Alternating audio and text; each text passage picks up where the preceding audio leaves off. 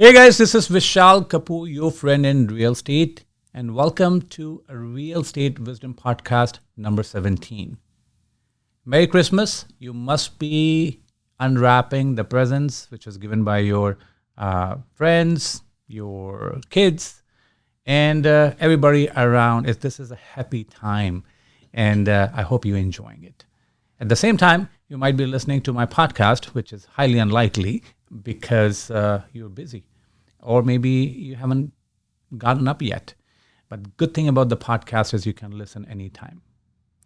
And today we're going to talk about something buzzing in our community, at least like this year, or I should say like from couple years, is the rise in cases of landlord and tenant board in Ontario. Well, the surge in LTB cases is like a puzzle with pieces that include the COVID-19 pandemic, legislative changes, and market dynamics. So let's break it down, like why it's having this issue, and should we dissolve this landlord-tenant board?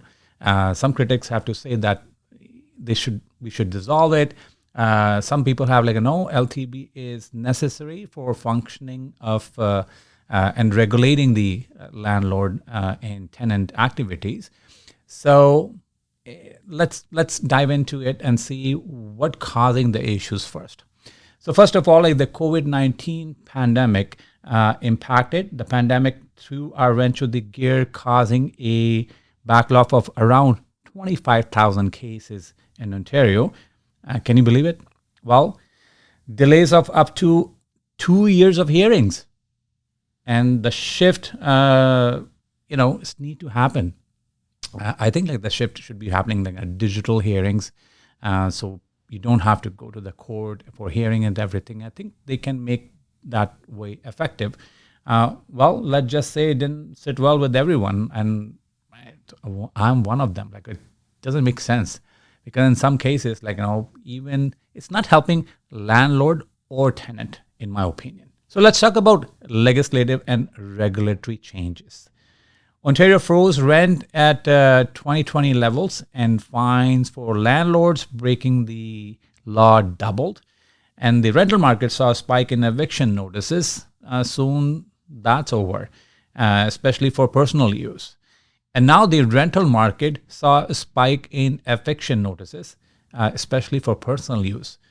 And Toronto witnessed around 80% jump in N12 notices. You can call it market pressure, my friends, right? And I think with both suffering because the economic conditions, landlord not making money, at the same time it's a pressure in the market to provide more rental properties. But who's going to invest when they're not going to make some money or having a problem from the tenant, and tenant's not able to pay their rent, and they want to move on and want to evict them. But cases not happening like 8 months to a year now, right? Well, here's the other challenges they have is enforcement and ejection challenges. The rental housing enforcement units investigates a fraction of cases, and the LTB has its fair share of critics. Over 38,000 unheard cases and an ombudsman report with 65 recommendations. Well, talk about challenges. They have the challenges as well. Now, shifting gear to a tenant and landlord experiences. Tenants squeezed by delays and small landlords dealing with abuse and financial ruin. And it's a tough situation for both sides, right? Nobody's winning. Tenants not winning if landlord is not right, or they illegally increasing the rent. They don't know if the landlord is going to move for their personal use. That's the restriction you have. You cannot evict the tenant for no fault. The only time you can evict the tenant when you need that property for personal use or somebody immediate in the family, right? Like your spouse, your kids, if they are moving it, and people taking that advantage of that. people taking landlord taking advantage of that because they have no choice, because anything were built before November 15, 2018, they are they're tied with the rent increase, with the cap rate of rent increase, which is designed by Ontario government. This year was like a 2.5%, but cost of inflation, it's gone so up high. Interest rate, 6-7%. People who are paying that, they're paying more interest rate now. That's what the rent they increase. So it doesn't make sense. But at the same time, tenant have no fault. They having a similar issue as well. Cost of living is rising, but they cannot afford to pay that much rent, that much increase. So both feeling the pressure. It's an unfortunate situation. Hopefully, in the coming year with some changes, these things will improve. One of the biggest thing I say, if once the interest rate's gone down, that might help. But that's not only the case. What the Ministry of the Attorney General is doing in effort to address this backlog is investing $28.5 million in a new case management system. The LTB is prioritizing applications for above guidelines, rent increases. They're working on it, but challenges still persist. So I'd like to hear from you, how are you feeling? Are you a landlord? Are you a tenant? And what your intake is. Should we dissolve it? And if we want to keep the Landlord and Tenant Board, what improvement would you recommend?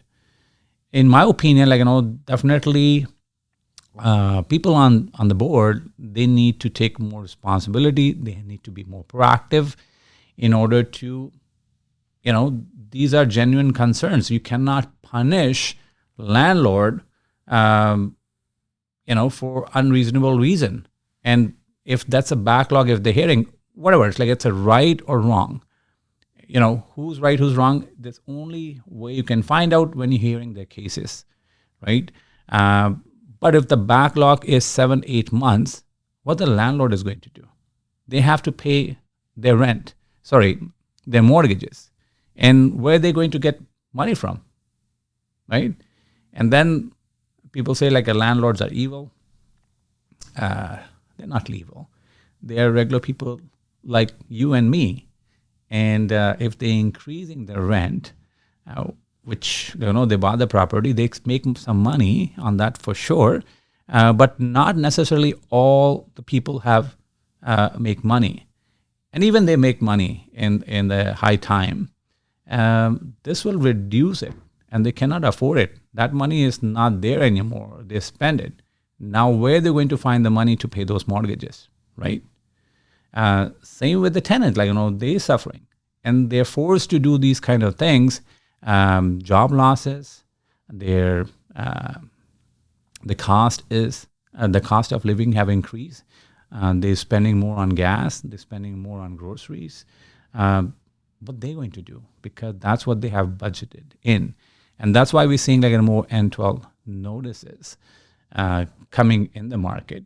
I have the other day, one of my friend actually, he was paying for 2-bedroom $1,800 in Hamilton. And now landlord give him a notice N12 that they want to move in.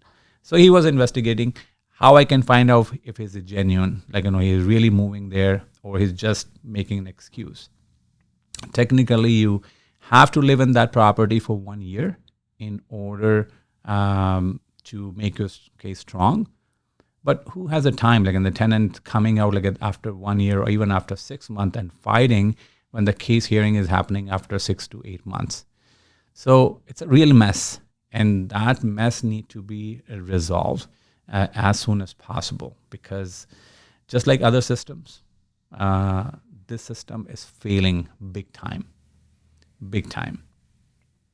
So in a nutshell, I'll say the rise in LTB cases is a complex issue shaped by the pandemic, regulatory changes, market pressures, and some inefficiencies in the system. I will say like a lot of inefficiency in the system.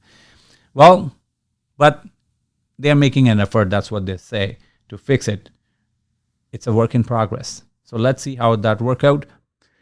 This is the last episode of this year, and I'd like to wish you guys a very happy new year, and hope if you did the investment or thinking of purchasing a property, or even like thinking of selling a property and moving a portfolio, the new year may prosper you in a good sense.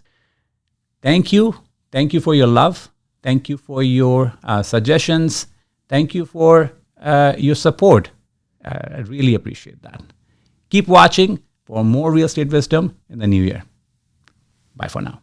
Disclaimer: the information provided in this podcast is for informational purpose only and should not be considered as financial or investment advice. Consult with your professional before making any real estate decisions.